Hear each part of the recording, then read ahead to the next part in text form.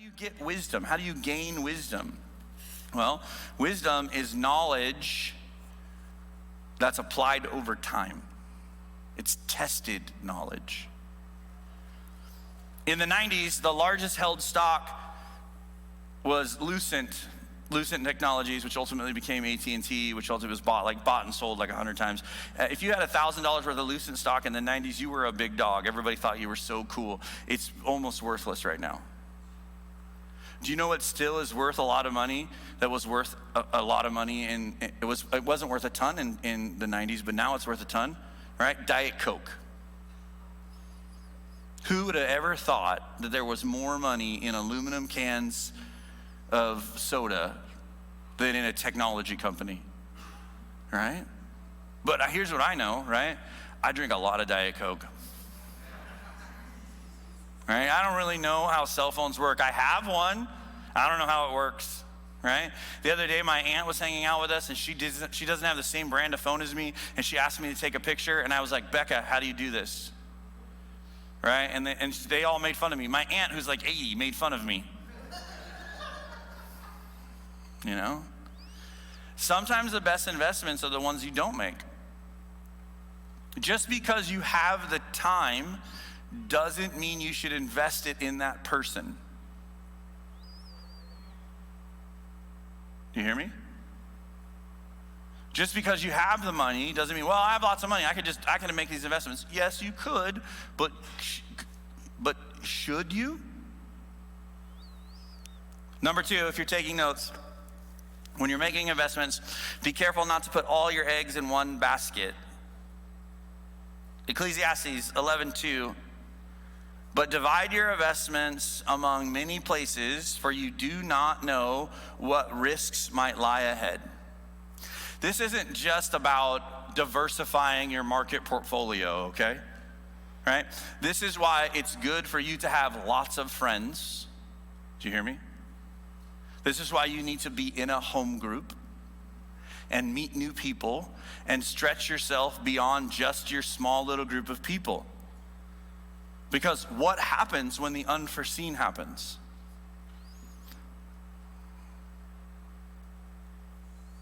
My wife is my best friend in the whole world. Love her with all of my heart.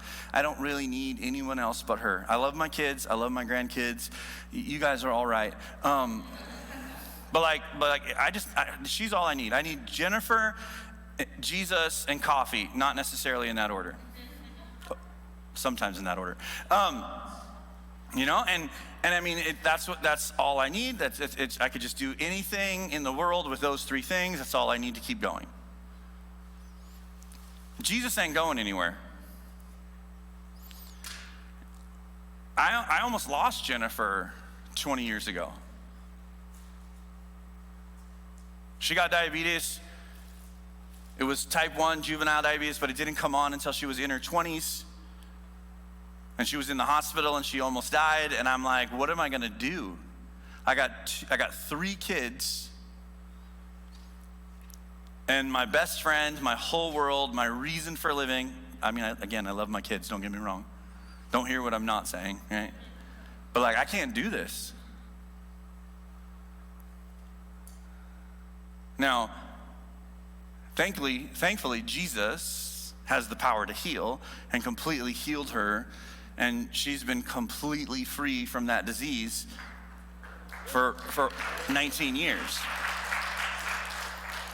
But my point is, you need other people in your life. I say you need other people in your life. Because one person, listen to me now, right, can't be your everything. It's not fair to that one person. They can be your almost everything. But you need more than just that person. You need more than just that 2 people. You need to diversify your friendship portfolio because your friends are going to move away. Did you hear me? Your friends, as we get older, they're going to pass away. And if we say we care about tomorrow, then those of us who are older, we need to reach back and grab some younger friends and take some of our wisdom and apply it to their knowledge so that they can be successful. There's some real power in what we're learning today if we'll actually put it into practice. You got to spread it around a little bit. You're like, but I really like my lunch break the way it is. Every day I get my tuna sandwich on rye and I sit in the break room and me and Charlie, we have a talk. That's great. Invite someone else besides Charlie. That's all I'm saying. Because you ain't never brought Charlie to church.